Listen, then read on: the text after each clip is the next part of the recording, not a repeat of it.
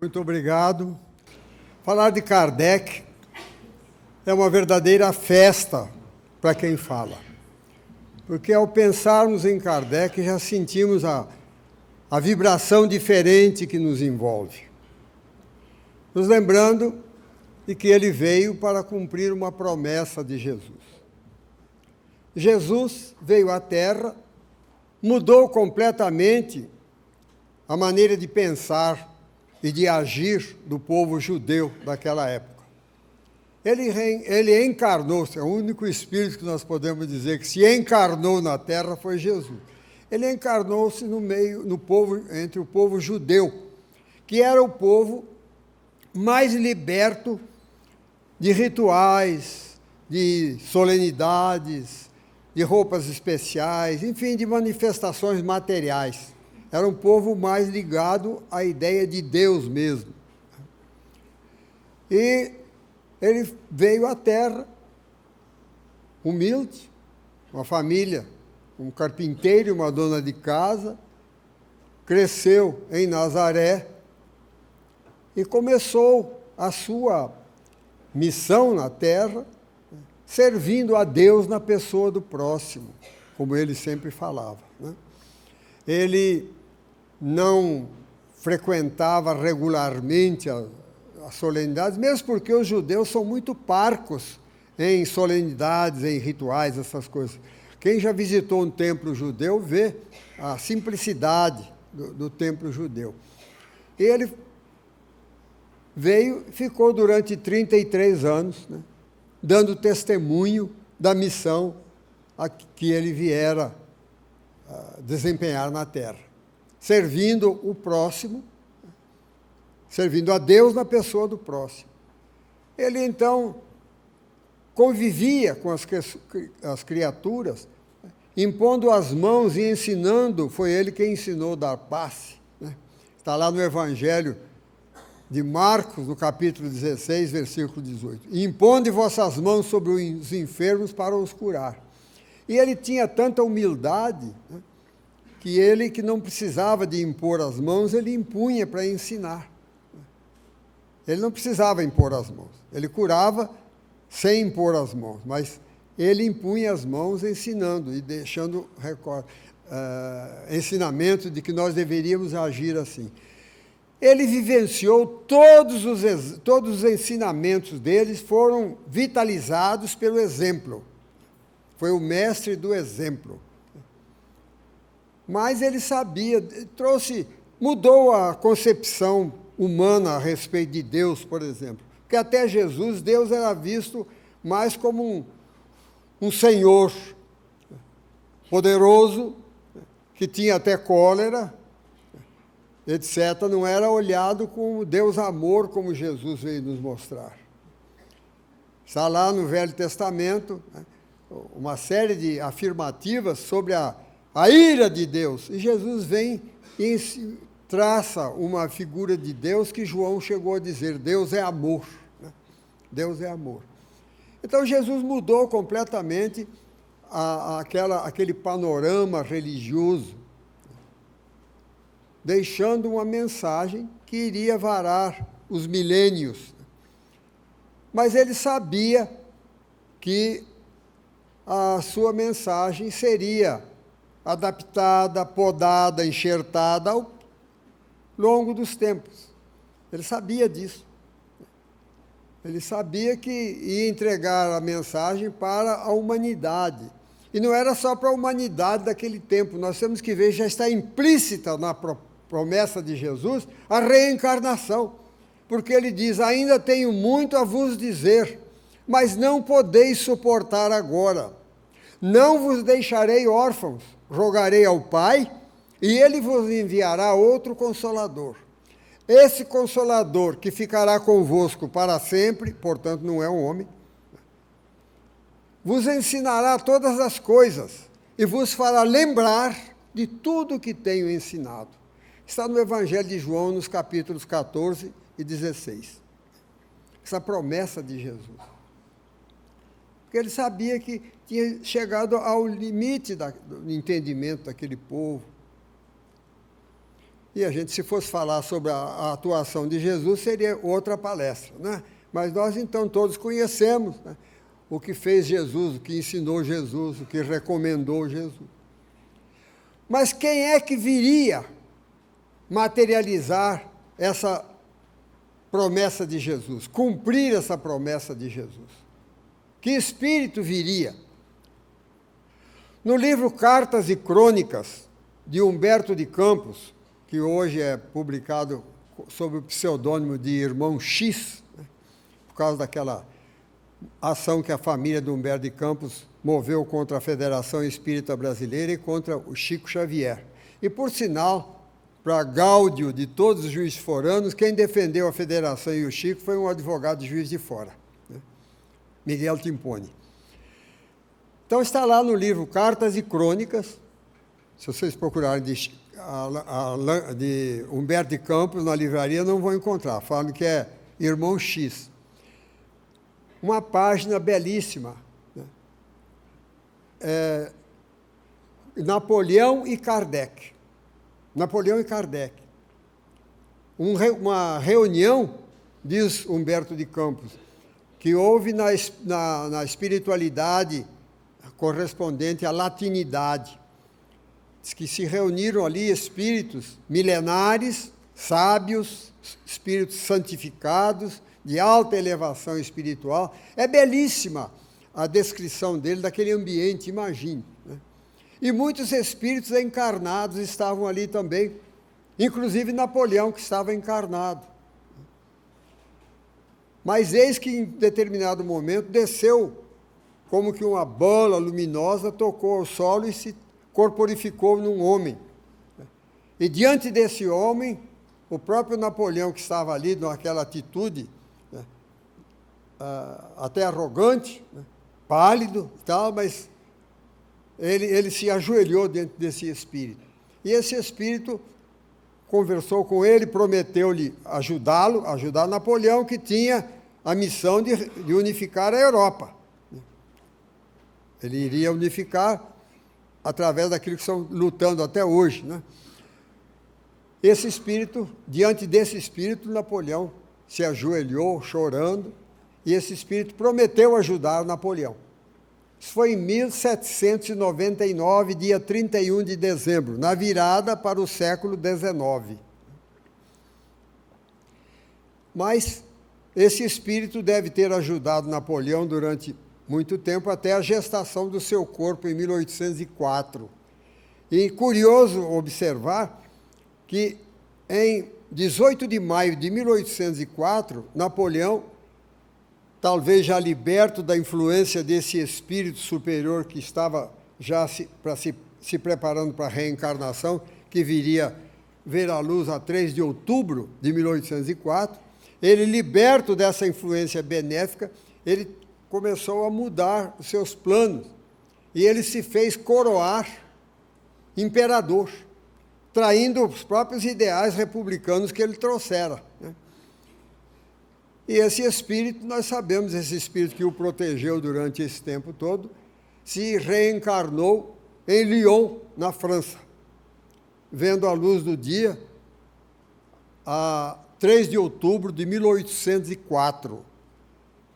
Nascido numa família toda voltada à área do direito, advogados, juízes, promotores, etc.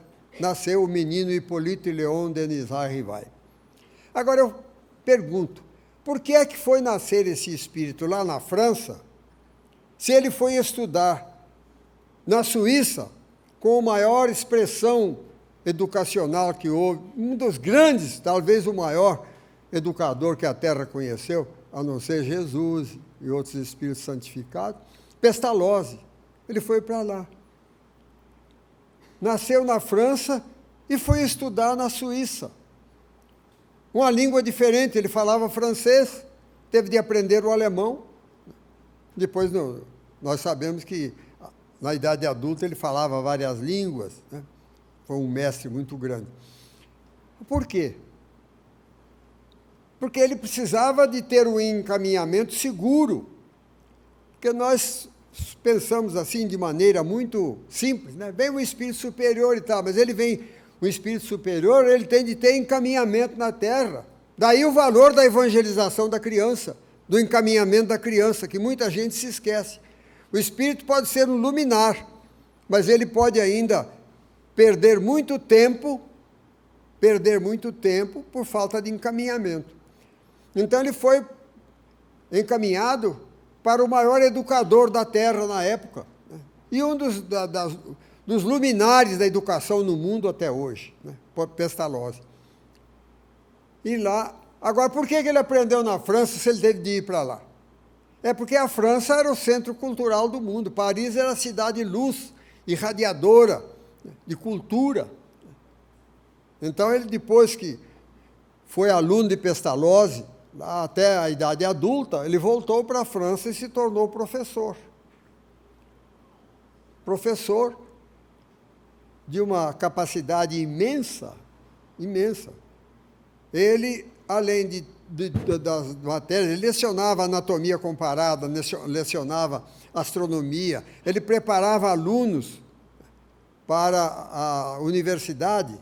Os cursinhos que hoje cobram dinheiro bom para preparar aluno para a universidade, ele dava de graça as aulas à noite. Ele ganhava a vida dele como professor durante o dia. À noite ele mantinha cursos de graça preparando os jovens para a Sorbonne. Esse homem viveu a vida de um homem comum, de um homem verdadeiro cristão, sem ser profitente de religião alguma. Agora, há um detalhe interessante que nós devemos prestar atenção. Ele nascera numa família católica apostólica romana, fora até batizado, e fora estudar num colégio protestante. Colégio protestante. A Suíça, grande parte é protestante, e Pestalozzi, o colégio dele era protestante. Lá ele teve a oportunidade de manusear o Novo Testamento, que não era ensinado no meio católico, né? Não era ensinado. E lá ele teve, então, a oportunidade de conhecer Jesus diretamente no Novo Testamento, sem interpretação dos teólogos, sem aquelas modificações que os teólogos vieram trazer. Ele conheceu ali o Deus amor, vivenciado por Jesus, ensinado e vivenciado por Jesus. Ele teve a oportunidade, então, dessa riqueza. Agora, quando ele se tornou adulto, já formado professor, ele retornou a Paris. Por quê? Porque em Paris era, vamos dizer assim, a capital intelectual do mundo, era a cidade luz, né? Ali, naquela época do século XIX, nós temos de pensar. Outra coisa interessante nós refletirmos é porque essa promessa de Jesus foi cumprida no século XIX. Porque o século XIX é importantíssimo, foi importantíssimo na evolução humana.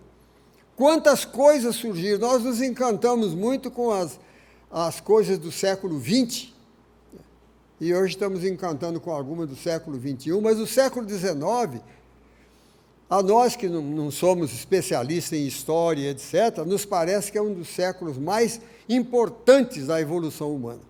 Porque no século XIX surgiu a ferrovia, surgiu a máquina a vapor, a navegação fluvial, o telégrafo, o telefone, a luz elétrica, e uma série de inovações que surgiram, ainda no campo, nos outros campos da medicina, da biologia, etc. Então, muitas outras. Pasteur viveu nessa época. No século XIX. Então, vem, e ele é interessante notar que ele não era profitente de religião alguma, mas era um homem profundamente cristão, como nós acabamos de dizer. Ele dava cursos gratuitos, preparando alunos para a universidade, etc. Até aos 50 anos, ele foi chamado, convidado, a assistir às tais mesas, que falavam que eram mesas girantes. Na verdade, não eram girantes, eram batentes, né? Porque a mesa batia. A série de meios que as pessoas inventaram para se comunicar. Ninguém falava em espíritos, é a mesa que falava. E Kardec disse, me provarem que a mesa tem cérebro e nervos, eu sei que é a mesa que responde. Mas como eu sei que não tem, eu vou pesquisar. Diferente de muitos pseudo-sábios que já lançam teorias a priori e dão explicações, né? Não, eles, eu não sei o que é, vou pesquisar. E com a humildade do verdadeiro pesquisador, ele se debruçou sobre o fenômeno e pôde ver ali que havia inteligências superiores fora do corpo físico respondendo aquelas perguntas. Contrariando a teologia de Tomás de Aquino, lá da Idade Média, que Tomás de Aquino falava que o espírito não pode pensar sem estar no corpo, porque não tem cérebro. Ele não sabia do cérebro espiritual. Mas Kardec não se baseou, ele se baseou na lógica e na razão. Mas ele tinha inúmeras perguntas que lhe esfervilhavam no cérebro desde o tempo de jovem, porque um homem que vivia intensamente a vida de sua época, estudando, ensinando, etc., ele tinha inúmeras perguntas. Então, quando se apresentaram espíritos capazes de lhe responder essas perguntas, ele submeteu aos espíritos uma série de perguntas que depois ele publicou em 1857, no dia 18 de abril, o primeiro livro dos Espíritos, que consta de 501 perguntas e as consequentes respostas dos Espíritos. Não há nenhum comentário de Kardec nessa edição. Essa edição que nós temos em mãos, que estudamos, é a edição de 1860. A partir desse diálogo que Kardec submeteu aos espíritos, ele se recolheu com esse material e passou a se comunicar com inúmeros médiuns, porque nessas alturas já haviam desenvolvido a psicografia. A princípio, eram as pancadas que respondiam. A pessoa fazia uma pergunta e alguém lançava uma pergunta ao ar, né? E alguém começava a recitar o alfabeto. Quando chegava na letra que o espírito comunicante queria, ele dava uma pancada na mesa. Aí começava de novo, até completar a palavra. A, B, C, D. Escrevia de novo. Então, quando tinha X, Y e Z, era uma tragédia, né? Ficava toda a vida aquilo, até chegar lá. Mas eu não vou contar aqui, porque não é o objetivo da palestra hoje, como se desenvolveu até chegar à psicografia. Mas a essas alturas que Kardec já tinha, na época que ele publicou o primeiro livro dos Espíritos, ele já tinha médiuns psicógrafos, que escreviam, os espíritos escreviam através dos médiuns. Eram espíritos altamente preparados, né, no mundo espiritual, porque na Terra eram as chamadas meninas Budã, que tinham a idade avançada de 16 anos, por aí, né, 14, 16 anos. Calculam que era uma menina, uma mocinha, no século XIX. Né? O que fazia a mulher nessa época? Quando era de uma família que tinha posses, ou ela estudava música, pintura, bordado e cuidar da família.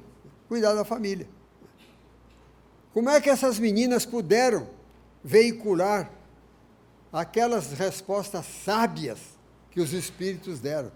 Porque eu falo respostas sábias, mas eu tenho que dizer também perguntas sábias, porque Kardec teve diante dele uma pleiade de espíritos superiores, espíritos cuja evolução nós nem imaginamos. Agora, precisa saber quem pergunta, porque se puserem diante de mim aí umas pleiades de sábios, eu vou fazer umas perguntinhas aí de acordo com a minha limitação mental e acabou. Agora, Kardec propôs a esses espíritos perguntas que não eram objeto de nenhuma perquirição religiosa, filosófica, nada. Porque as religiões, até Kardec, estavam fechadas nos templos, contrariando os ensinamentos de Jesus, que Jesus não enfatizou o uso de templos, etc, etc, etc. As religiões estavam fechadas nos templos, nas mãos dos poderosos, e a sociedade seguia passivamente aquilo que era ensinado no templo. A religião muito pouco influía na vida comum da criatura, na rua, no lar, no trabalho, não.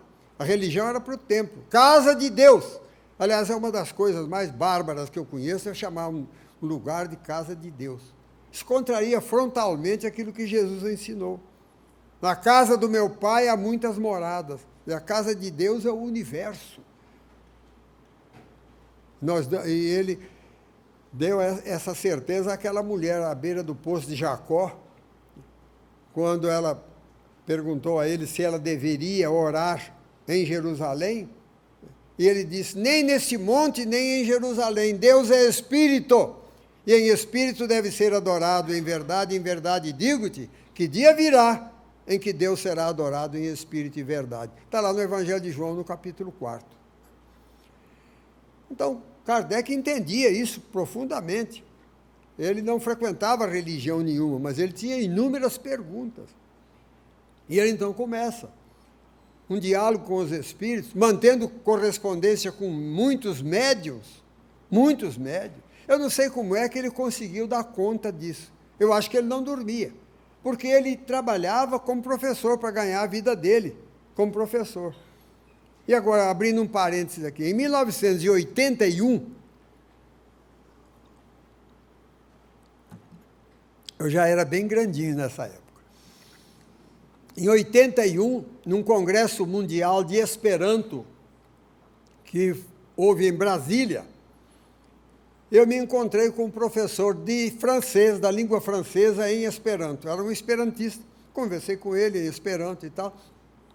E aí, como ele falou que era professor de francês em Paris, eu perguntei, você por acaso leu alguma obra de um professor do século XIX, nós estávamos no século XX, né? 81, do século passado, chamado Hippolyte Léon Denis Rivail? Sim, é um grande professor. Ele se notabilizou como gramático. Veja bem, uma cultura polimorfa. Mas ele, de posse dessas respostas dos espíritos, ele começou a fazer outras perguntas. E desse diálogo extraordinário que ele manteve de 57 até 60, surgiu o Livro dos Espíritos, que ele publicou em 18 de abril de 1860. É essa edição que nós conhecemos. Tem muita gente que não compreende 57, 60. Porque a edição que nós temos em mãos hoje é a edição do Livro dos Espíritos de 1860, que tem não só as perguntas de Kardec e as respostas dos Espíritos, mas tem 6 ensaios da autoria de Kardec, numerados. Por isso eu falo, não são 1019 perguntas, não. São 1013. 6 são ensaios teóricos da Lavra de Kardec. Além desses ensaios que ele fez, há os comentários da fala dos Espíritos. Comentários sábios, né? Extraordinários, belíssimos. Agora, os ensaios dele, ele fez ensaio teórico da sensação dos espíritos. O item 222, porque eu não falo pergunta, eu falo item. O item 222 é um ensaio teórico sobre a pluralidade das existências. Porque ele vulgarizou na Europa o conhecimento da reencarnação. Porque a reencarnação, até Kardec, era olhada como uma excentricidade do povo hindu, etc., de orientais, principalmente do hindu. Essa excentricidade daquele povo. E Kardec, em 11, 12 páginas, depende da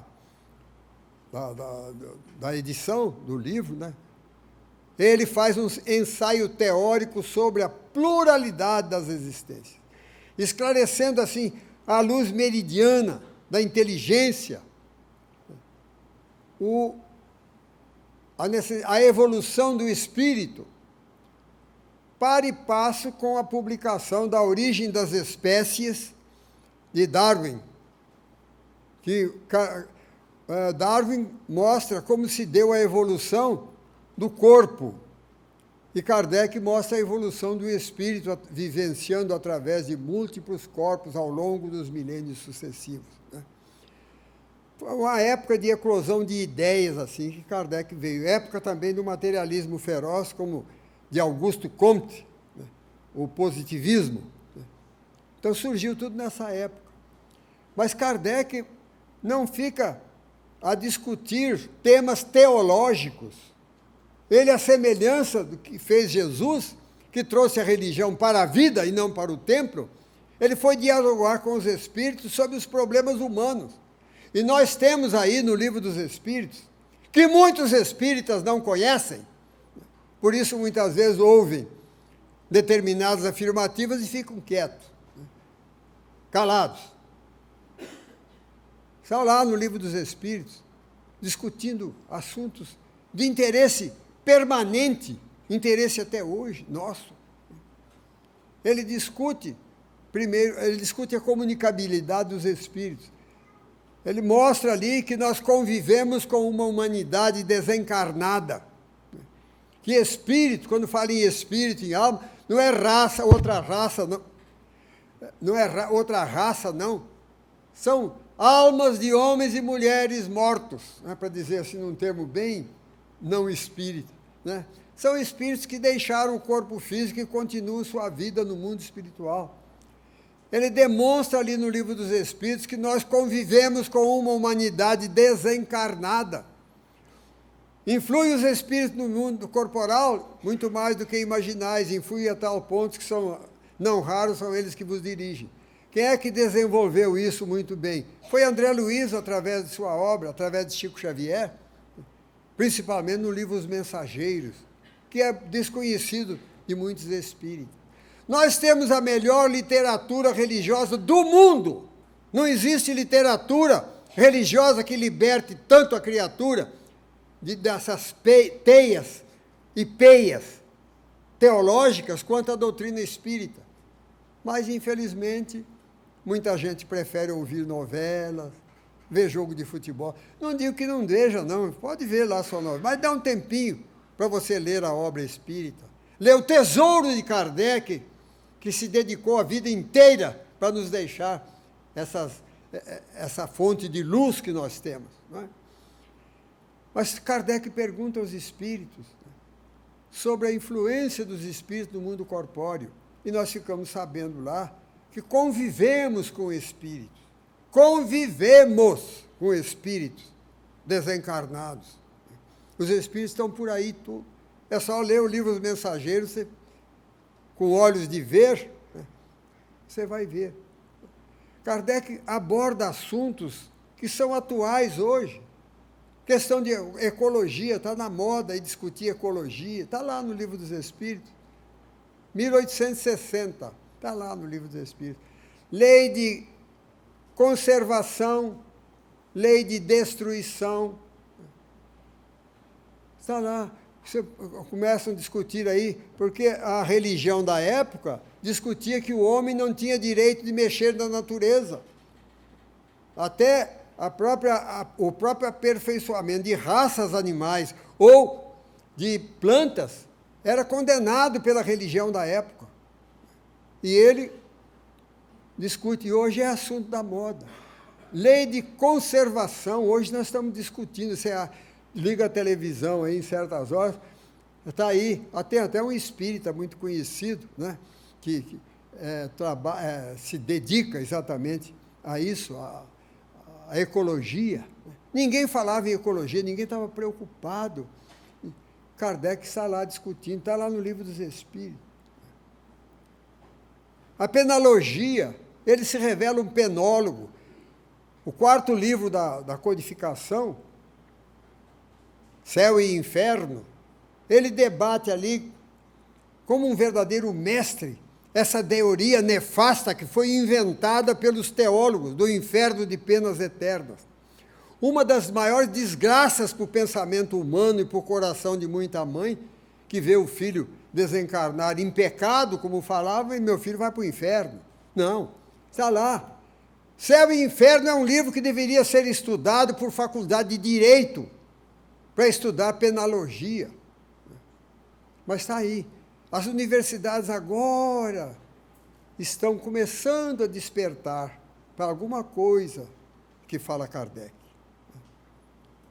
A influência do pensamento no corpo físico está sendo estudado já, coisa que está na codificação espírita há muito tempo. Quem já leu a obra de André Luiz, vê ali, nós temos na nossa Universidade Federal de Juiz de Fora estudos sérios nesse sentido. Porque isso vem devagar. Isso não era aceito. Eu me lembro porque em 1946, aí eu vou tomar um pouco d'água para vocês pensarem, né? Eu li uma obra de um médico francês, de Alexis Carrel, e ele falava, nessa época, que era uma verdadeira heresia, que ele falava, que os doentes que oravam se recuperavam mais rapidamente.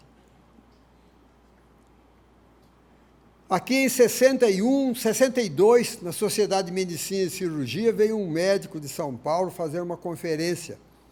Eu não sou médico, né? E também um grupinho de espíritas que eu não era médico, mas espírita é muito, né, ávido por saber, né? Vamos lá. E esse médico veio defender essa tese exatamente, da influência da mente no corpo físico. Assunto que é hoje para nós corriqueiro, né?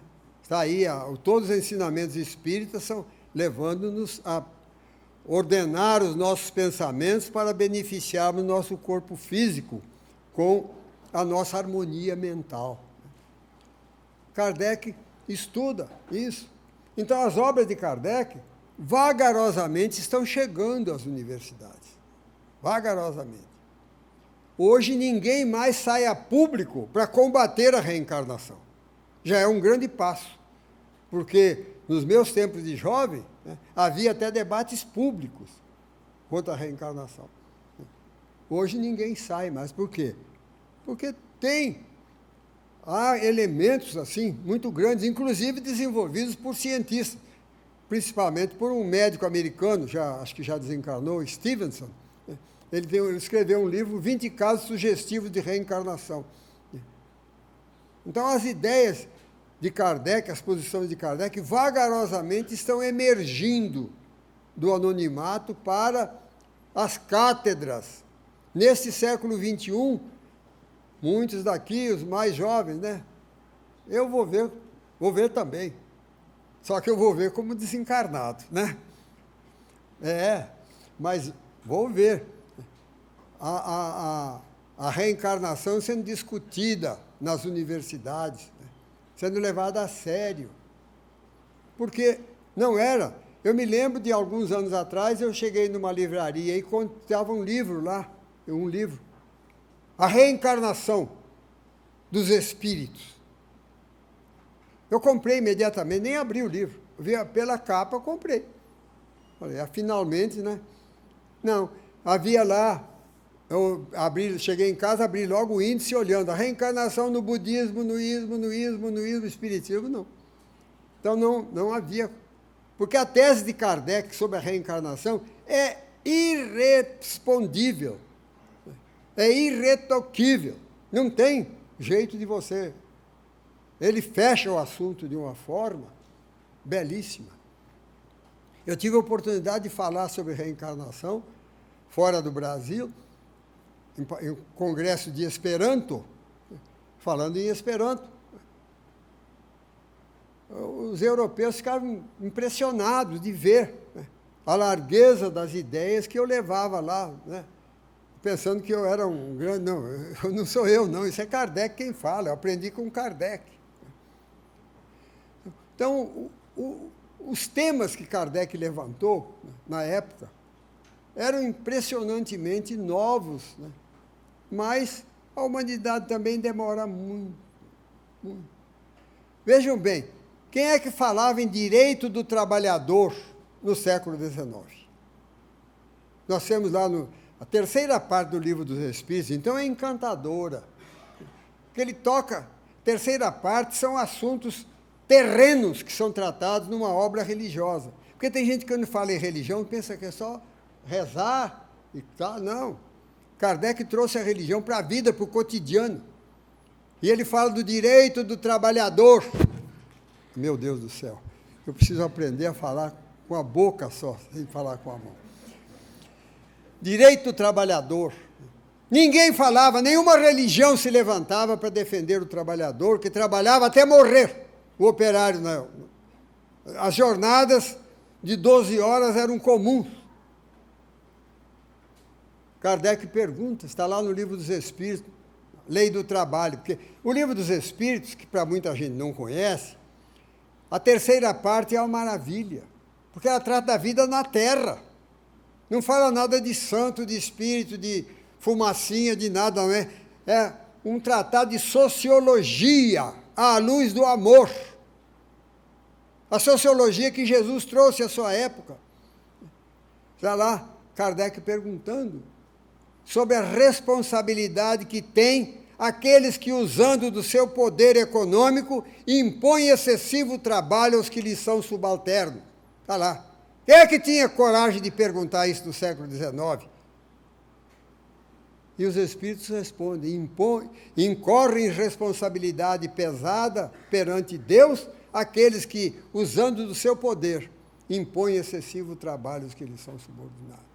Porque o trabalhador da Europa trabalhava, jornadas eram comuns, jornadas de 12 horas, e quando ficava velho, era simplesmente tirado fora do trabalho, sem direitos nenhum, sem nada. E nenhuma religião se levantava em favor da criatura. Nenhuma. Mas Kardec pergunta lá, o que deve fazer a sociedade diante do velho que já não pode mais trabalhar, que não tem mais forças para trabalhar? Não havia aposentadoria. E dizem os Espíritos, a sociedade deve fazer o papel da família, nesse caso, trabalhe o forte para o fraco. E mais outras lições que eu não vou, no objetivo, isso aí daria uma palestra, esse assunto. Ninguém falava. E agora eu falo para as minhas irmãs aqui, quem foi o primeiro feminista no contexto cristão? Jesus. Jesus, porque os próprios evangelistas eram machistas. Os próprios evangelistas. Jesus tinha várias mulheres no seu colegiado. Até os evangelistas são parcos em falar isso, mas a verdade é essa. Tem gente que quando fala Jesus, mulher, Madalena, não era só Madalena, não. Maria, mãe de Tiago, Joana de Cusa e várias outras mulheres. Tem lá relato em 3 evangelistas que diz assim, e Jesus, não sei o quê, e as mulheres que vieram com ele da Galileia, vírgula. Aí ele mostra o machismo deles, para os servirem com suas fazendas. Porque na cabeça dos próprios discípulos, tinha que a mulher veio, não para sentar-se ao lado, para ser par no colegiado, não. Para lavar roupa e fazer comida. E essa ideia da inferioridade da mulher persistiu durante séculos no cristianismo. Séculos. Nenhuma voz se levantava em favor da mulher no século XIX. Mas Kardec mostrou ali, está lá no Livro dos Espíritos, e eu pergunto muitas vezes para as minhas irmãs, que eu não me conformo das mulheres não estudarem, não saberem isso de cor, que é um direito delas. Qual é o número da pergunta que Kardec faz aos espíritos? 817. Ele pergunta aos espíritos, não para sua ilustração pessoal, porque ele estava, claro, se ele perguntou, é porque ele sabia. São iguais perante Deus e têm os mesmos direitos o homem e a mulher? E os espíritos respondem com outra pergunta. não têm ambos a inteligência do bem e do mal e a capacidade de progredir? Por que você está perguntando, né? E a doutrina espírita, então, vem e ainda nos diz, através da reencarnação, que nós podemos reencarnar como homem e como mulher. Há homens que se arrepiam quando você fala isso, né? Eu fiz uma palestra sobre reencarnação na Dinamarca, em Esperanto. Em Esperanto. Eu sempre que vou aos congressos mundiais de Esperanto, eu falo sobre um tema espírita. Porque para falar sobre Esperanto tem muito esperantista, mas para falar sobre temas espíritas são poucos. Eu falei sobre a reencarnação e deixei muitos europeus, havia pessoas de outros países, de outros lugares, até de outros continentes, japoneses, chineses, etc. Mas deixei os que me ouviam lá espantados, falando da reencarnação. Vejam as luzes que a ideia da reencarnação, a doutrina da reencarnação abre nas nossas vidas. Nós devemos isso a Kardec. Eu falei com eles que nós somos espíritos imortais. A nossa ênfase é dada a nós, condição de espíritos, temporariamente encarnados. Eu disse a eles, dentro dessa visão, eu digo a vocês, eu estou brasileiro, porque reencarnei no Brasil. Estou homem, aí os homens arrepiam, né? Muito homem arrepia. Né? Estou homem porque reencarnei num corpo masculino. E como havia várias raças lá representadas, ainda eu dei mais esse exemplo, que é marcante. Estou branco, porque reencarnei-me na raça branca. É a única doutrina que mostra a justiça, a igualdade de Deus, é que nos mostra que nós somos espíritos imortais, que nos revestimos de carne durante a nossa encarnação, nos sujeitando à nacionalidade do país onde nós nascemos, ao sexo e à cor da pele, na raça que nós reencarnamos. Podemos reencarnar vermelho, branco, amarelo, né? Ou negro. Por sinal, eu falei há 20 anos atrás, a pessoa me lembrou agora, fazendo uma palestra espírita aqui em Juiz de Fora, eu falei sobre isso, e falei então, eu estou branco, não sou branco, estou branco. E essa pessoa me procurou, fiz uma palestra num centro aí, e ele veio me procurar, dizer, estou lembrando uma coisa que o senhor falou há 20 anos atrás na Casa Espírita. Falei, o que é? O senhor me chamou a atenção, porque eu falei exatamente sobre reencarnação. E aí eu perguntei, ele é negro? Perguntei a ele, você é negro? Ele disse que eu perguntei na época, eu não me lembrava mais disso. Ele disse assim, eu falei, sou. Falei, então você não entendeu o que eu falei, a minha palestra, né? Porque, para mim, é claro que eu vou falar, eu sou branco, o outro fala, eu sou negro. Mas, dentro desse contexto, ele tinha que falar, eu estou negro, né? Então, essa beleza da transitoriedade dos corpos que nós usamos na Terra é muito interessante. Então, vem explicar doenças congênitas, problemas que a criatura tem, problemas de encontro de criaturas e etc. e tal. A reencarnação vem nos trazer. A reencarnação é mais uma janela que Kardec abriu para a cultura mundial, que vagarosamente vai sendo assimilada. Vai sendo assimilada.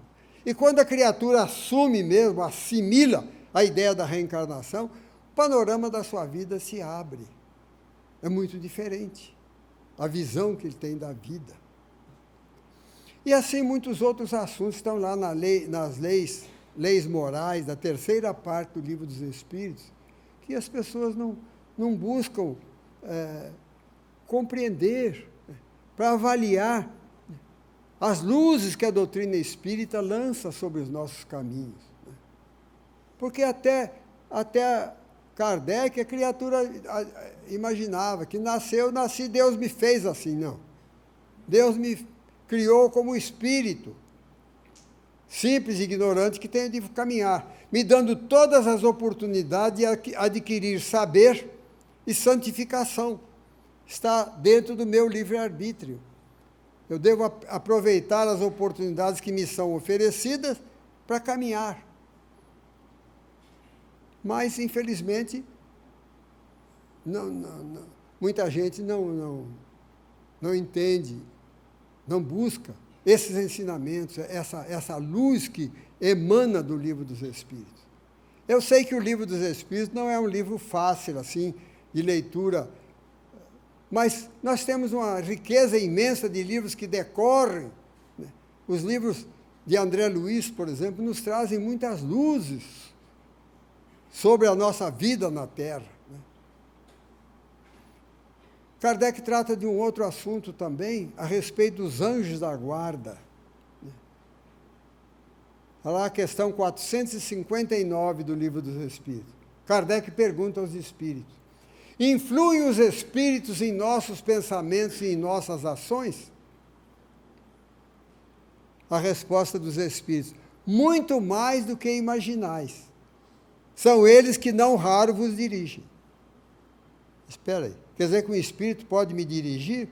Aí, se você estudar a doutrina espírita, você vai aprender a lei de sintonia.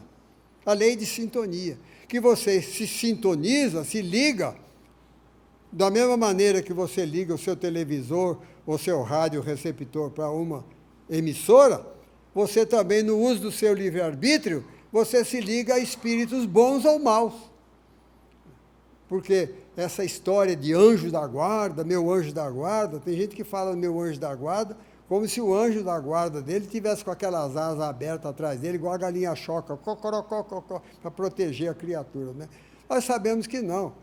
Nós estamos elegendo sempre companhias espirituais que vão fatalmente orientar, influenciar nos nossos pensamentos, palavras e ações. Mas somos nós.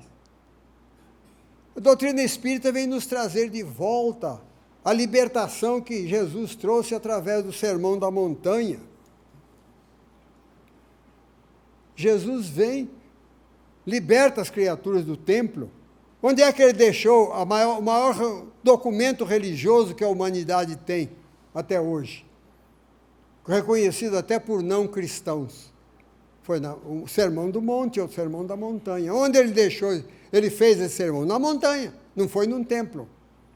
E lá, Jesus fala a respeito do lar. Mas do lar?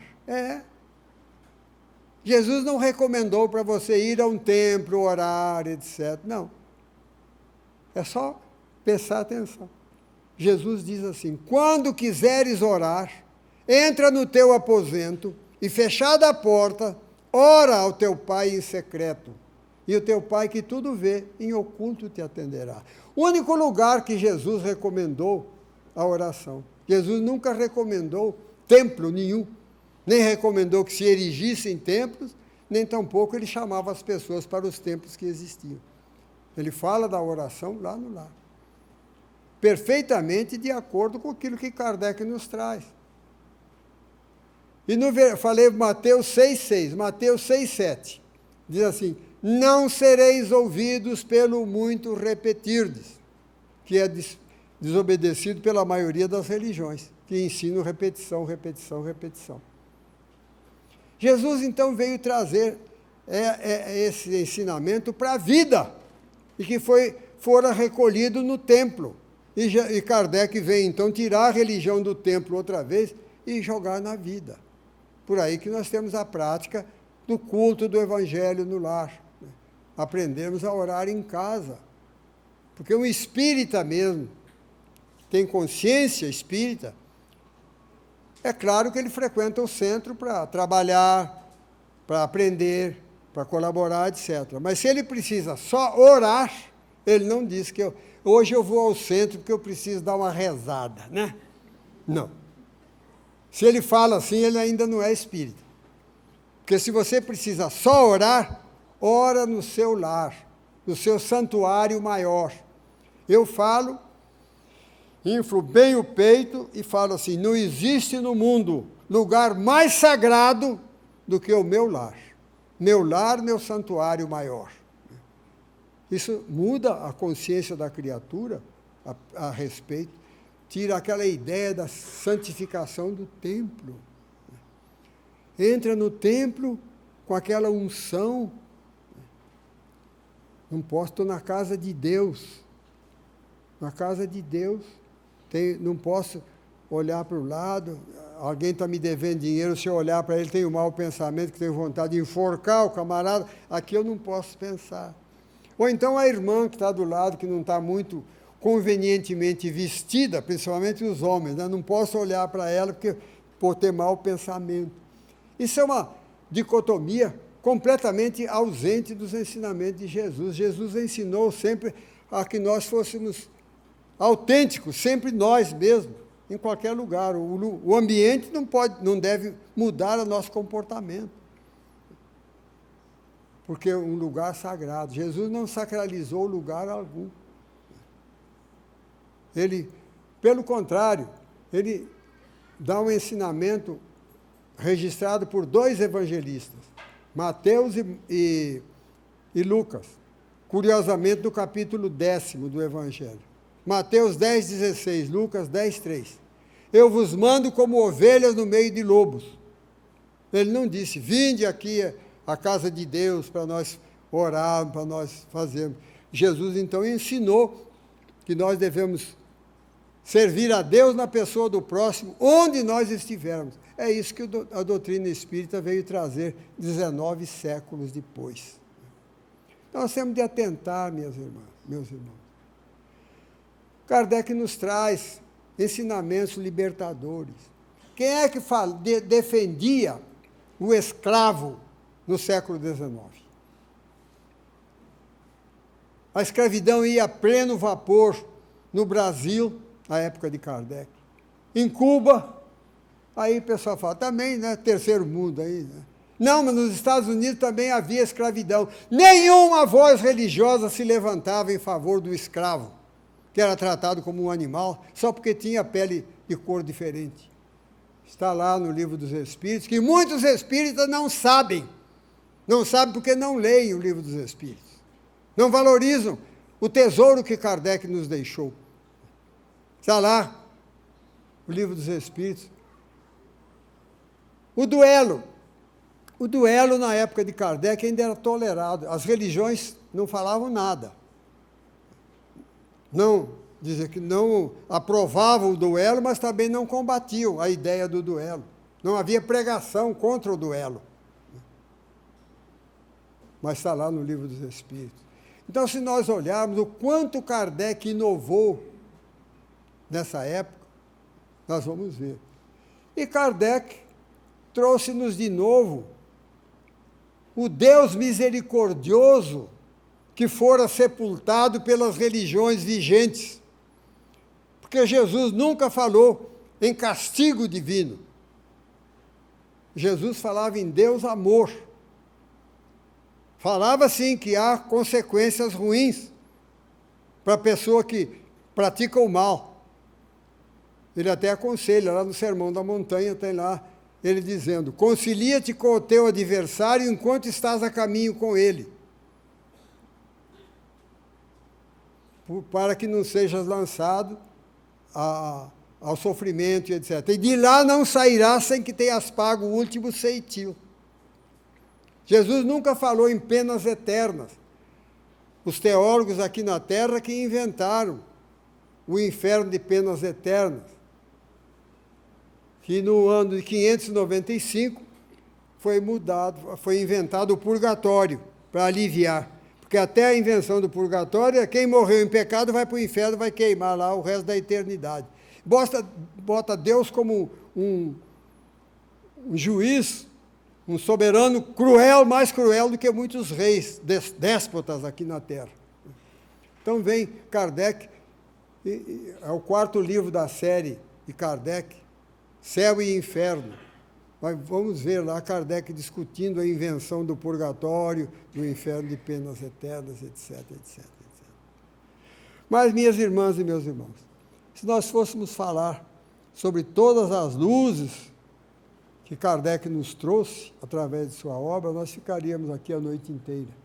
Precisaríamos aí por pouco de um fim de semana, com um seminário de umas 3 horas, né, com um lanchinho no meio e tal, para estudar, para esmiuçarmos a obra de Kardec. Nós aqui demos apenas uma ligeira passagem, procurando incentivar as criaturas à leitura das obras libertadoras do Espiritismo. Quem não tiver ânimo para estudar o Livro dos Espíritos, leia a obra de André Luiz. Leia a obra de André Luiz. Não fique temendo ir para o umbral, porque tem gente que lê o Nosso Lar, você lembra do Nosso Lar só do umbral. Não. Vejam as belezas das oportunidades que nós temos de enobrecimento espiritual que a doutrina nos traz. A consolação, o conforto para aquele que errou, a necessidade que nós temos de exercitarmos o perdão, de vivermos em paz, de alijarmos de nós o remorso, fazendo coisas boas, colocando na nossa mente, no lugar do erro que nós praticamos, o bem que nós podemos fazer, numa espécie de asepsia espiritual. Então, somos todos devedores de Kardec. Somos devedores de Deus, nosso Pai, de Jesus, nosso Mestre, que nos mandou Kardec, mas mais próximo de nós está Kardec. Louvemos a Kardec e agradeçamos a dedicação. Muito obrigado.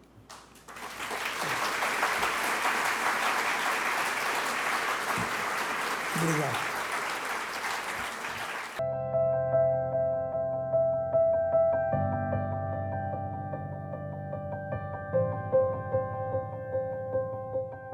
Assim carregada de emoção, é preciso de muita vibração de vocês para que eu não chore. Porque eu quero também voltar ao passado de há pouco tempo, de há poucos anos, lembrando a nossa querida Dona Zuzu. Poucas pessoas aqui a conheceram. Ouvi Dona Zuzu por algumas vezes dizer assim: imaginemos que naquela época o Chico Xavier não era aquele médium que vocês conheceram, ele era novinho, um trabalhador da doutrina, mas era novinho. E Dona Zuzu falou por muitas vezes: eu gostaria de estar pertinho do Chico, só para lavar sua roupinha, só para ajudá-lo, servi-lo, lavando a sua roupinha, só para isto. Gente, ela me comovia, eu não sabia quem era Chico Xavier.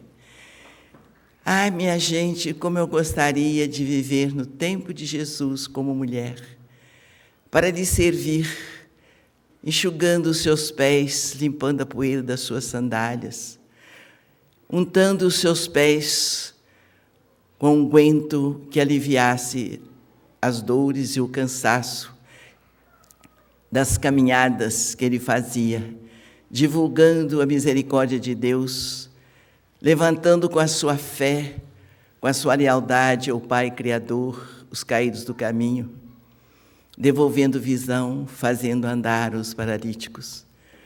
Como eu seria felicíssima se isso pudesse ter acontecido. E então nós convocamos as mulheres dos nossos dias, que procuremos servir a Jesus, servindo o nosso próximo, amando e respeitando a vida, respeitando a sua posição feminina, tão significativa no Evangelho do Cristo. A presença feminina que devia respeitar a mensagem de Jesus, que libertou a mulher do guante dos mais fortes do mundo. E nós sabemos que até hoje o homem é dono do mundo. Por isso nós, as mulheres, precisamos nos aproximar um tanto mais das verdades de Deus vivenciadas pelo nosso Cristo amigo, o nosso libertador, para ajudar a presença masculina, a fim de que o mundo melhore, a fim de que o homem que habita a face da terra seja mais justo, mais digno de ser filho de Deus, o homem que tem o poder em suas mãos sejam mais leais a Deus, respeitando o direito do seu próximo, libertando o homem da miséria, da depressão em que a humanidade masculina, feminina, que seja quem for, vive. É um sofrimento que vem abalando as almas sensíveis, vem prejudicando a criança, o jovem, para que eles entendam que a vida é bênção de Deus, que a vida é o poder vivo da misericórdia do Pai. E nós sabemos que a mulher tem este poder maior de falar a espiritualidade superior. Ela é mais sensível às coisas de Deus. E feliz do homem que se prostra diante a bondade, o poder, a sabedoria do Pai Criador, para ensinar a humanidade, para dirigir a humanidade com a sua força, a fim de que a humanidade acerte o seu caminho com a libertação dos seus males, dos seus erros, das suas dificuldades, para que, entendendo então a misericórdia maior que rege os destinos do homem, o do ser humano, o povo, o mundo possa conhecer a paz, porque a paz começa no coração de cada ser humano. E assim, dentro desta alegria de que nós podemos servir o Cristo na presença do nosso próximo, eu quero agradecer. Eu sou a figura de gratidão. Meu nome é gratidão. Quero agradecer os cantores do caminho, que vêm levantando as nossas almas para que elas vibrem um pouco mais alto. Agradecer aos expositores que nos têm acompanhado. Agradecer a este público que nos tem estimulado para que nós melhoremos os nossos sentimentos, para que melhor traduzamos a mensagem do Evangelho do Cristo. Porque aqui estamos para quê? Para aprendermos um pouco mais sobre a bondade de Deus, sobre o amor de Jesus, e só a doutrina espírita nos ensina a bondade de Deus, o poder infinito do Pai em nosso benefício, a misericórdia, a sabedoria de Jesus em favor de todos nós. Então, a doutrina espírita explica e o cristianismo aplica. Nós só vimos conhecer Jesus vivo, médico sublime, através da luz da doutrina dos Espíritos. E aqui estamos para falar em Espiritismo, para falarmos da grandeza de Allan Kardec, essa alma forte, poderosa, amiga, leal a Jesus, o portador da mensagem do Cristo que nos entregou o Consolador, que é Jesus falando novamente à humanidade, ensinando o caminho da redenção. Agradecer em nossos dias a figura importante de Chico Xavier, aquele trabalhador leal, a mensagem de Deus, do Cristo, através da sua mediunidade de pureza, de amor, de sensibilidade. E vem depois o poderoso, forte cristão espírita, José Herculano Pires, a quem também estamos rendendo as nossas homenagens. Ele nos leva ao estudo da doutrina espírita, ciência, sabedoria, ciência, filosofia, ciência e religião, através das nossas atitudes, das nossas ações, fazendo valer a nossa força cristã, força de filhos de Deus, para ajudarmos com consciência, com lucidez, a razão fortalecendo a emoção iluminando a razão, para que nós juntos, unidos, não só reunidos, mas unidos pelo amor que Jesus exemplificou, nós possamos ajudar o nosso próximo, amparar os mais necessitados e devolver ao Cristo de Deus um pouquinho do nosso amor, um pouquinho da nossa lealdade aos seus ensinamentos e dizer ao Mestre que, embora o seu sofrimento valeu a pena, que hoje nós somos gente diante de Deus, hoje nós somos gente que sabemos amar, graças ao seu sofrimento, ao seu poder de perdão e de libertação.